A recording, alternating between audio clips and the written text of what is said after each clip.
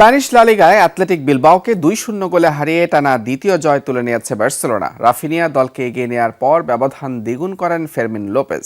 তবে সব ছাপিয়ে রাফিনিয়ার নেতৃত্ব গুণকে বড় করে দেখছেন কোচ হ্যান্সি ফ্লিক। ক্লাবের প্রতি তার পূর্ণ নিবেদনের প্রশংসাও করেন তিনি। সিলন টি রপ্তানিতে শীর্ষে।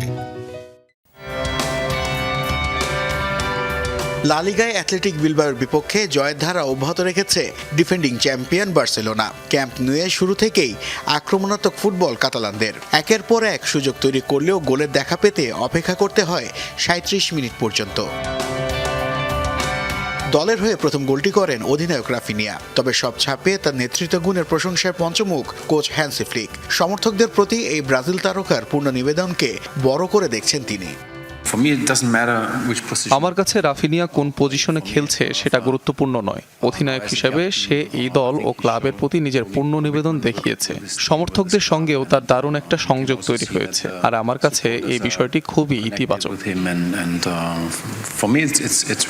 82 মিনিটে ফেরমিন লোপেজের গোলে 2-0 ব্যবধানে জয় নিশ্চিত করে কাতালানরা। 2 ম্যাচে 2 জয়ে 6 পয়েন্ট নিয়ে শীর্ষে উঠল বার্সেলোনা। এদিকে নতুন ক্লাবে অ্যান্থনি গর্ডনের শুরুটাও নজর কেড়েছে ফ্লিকের। বার্সায় যোগ দেওয়ার পর প্রথম 2 ম্যাচেই ইংলিশ ফরওয়ার্ডের গতি ও তীব্রতায় সন্তুষ্ট কোচ।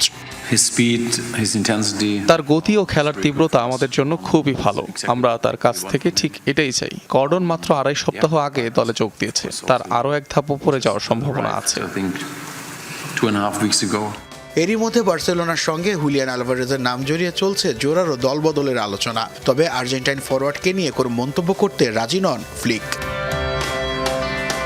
নাসিফ শুভ, যমুনা স্পোর্টস।